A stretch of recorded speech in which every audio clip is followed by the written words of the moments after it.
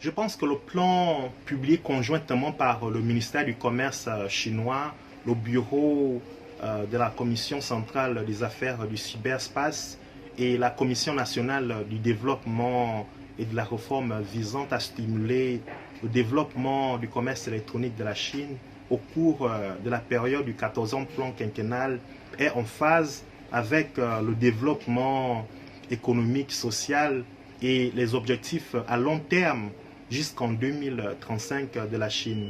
En 2020, il faut savoir que le volume des transactions du commerce électronique avait enregistré près de 37,210 milliards de yuan, soit une hausse quasiment de 4,5% par rapport à l'année 2019.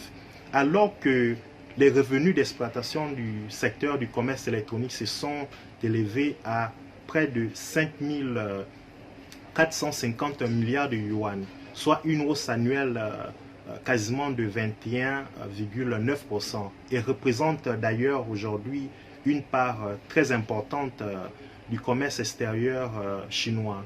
Selon le rapport publié par les autorités chinoises, d'ici l'année 2025, les transactions du commerce électronique devraient atteindre près de 46 000 milliards de yuan. Je pense que le commerce électronique va continuer de jouer un rôle important dans la chaîne de l'économie chinoise à plusieurs niveaux.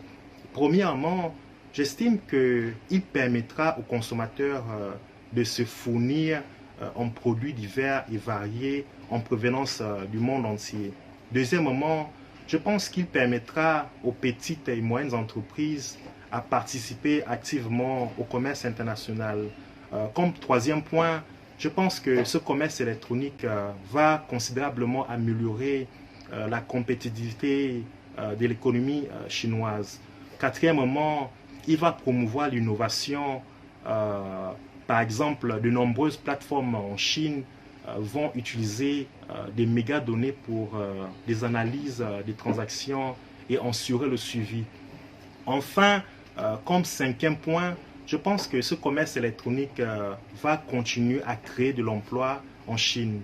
Et pour mot de fin, je pense que le développement du commerce électronique au cours de la période du 14e plan quinquennal en Chine va non seulement continuer à renforcer la croissance économique et le développement social de la Chine. Cela est aussi une très bonne opportunité concernant les perspectives de coopération sino-africaine en matière du développement du commerce électronique.